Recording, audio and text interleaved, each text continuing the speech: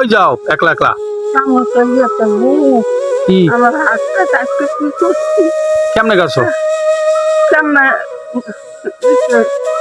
একজন টাকা নেই। ও হইয়া তাই তোমার এই বর্ষা কাদার ভিতরে ঠিক আছে, এই যে বৃষ্টি পড়তে আছে, তুমি মুরব্বী মানুষ, তুমি এথানি রাস্তা হাইটে তুমি এমনি যাও কি লিগে? তোমার কি এমন দরকার আছে তুমি যাইতেছো? তুমি বাচ্চা বসে থাকবে না?